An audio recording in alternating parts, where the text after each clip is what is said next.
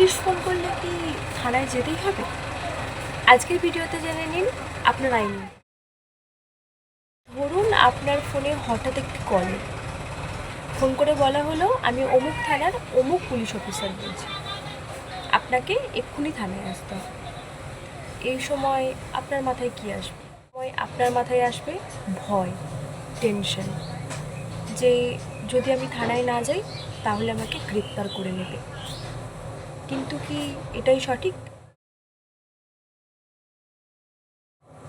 আজকের ভিডিওটা শেষ অবধি দেখুন, কারণ আমি আজকে এই ভিডিওতে জানাবো যে আপনি যদি পুলিশের ফোন কলে না যান তাহলে কি হবে, বা আপনার কী কী আইনি অধিকার। এরকম অনেকেই প্রশ্ন করে যে দিদি আমাকে পুলিশে ফোন করেছিল, যায়নি, তো কিছু কি হবে?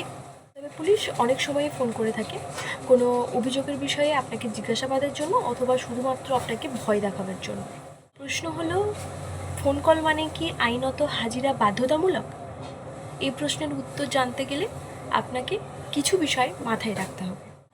আইন অনুযায়ী কাউকে ফোন কল করে থানায় ডাকাটা বাধ্যতামূলক নয়। সিআরপিসি অনুযায়ী যদি কাউকে তদন্তের জন্য ডাকা হয় তাহলে তাকে লিখিত নোটিশ দিতে হবে, যে নোটিশকে বলা হয় সেকশন 41A নোটিশ। এই নোটিশে কী কী থাকবে? থাকবে কেস নাম্বার, আপনাকে কী জন্য থানায় রাখা হচ্ছে, এবং ক তারিখে হাজিরা দিতে হবে, তারিখটি মেনশন থাকবে। ফোন কল করে কোনো হাজিরা নয়, ফোন কল করে কোনো আইনি নোটিশ নয়। তো যখন আপনাকে পুলিশ ফোন করবে তখন আপনি কী করবেন? যখন পুলিশ আপনাকে ফোন করবে ভয় পাবেন না, শান্তভাবে জিজ্ঞাসা করুন যে কোন কেসে আপনাকে ডাকা হচ্ছে, কেন ডাকা হচ্ছে। বলবেন দয়া করে লিখিত নোটিশ দিন। যদি কেস সত্যি হয় পুলিশ অবশ্যই নোটিশ দেবে।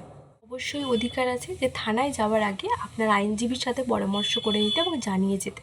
কী জিনিস একদম করবেন না, ভয় পেয়ে কোনো হোয়াটসঅ্যাপে কোনো কিছু লিখে পাঠাবেন না, অথবা ওই ফোন কলের মাধ্যমে কোনো স্বীকারোক্তি দেবেন না, বা ভয় পেয়ে দৌড়ে সঙ্গে সঙ্গে থানায় গিয়ে পৌঁছাবেন না। কী কী করবেন?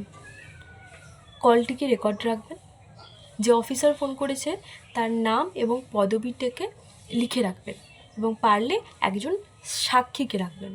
যদি আপনি মহিলা হন তাহলে জেনে নিন আপনাকে কখনোই পুলিশ সূর্যাস্তের পরে ডাকতে পারে না, এবং আপনাকে যে জিজ্ঞাসাবাদ করা হবে সেটা কিন্তু কোনো ফিমেল পুলিশ অফিসারের সামনে করা হবে।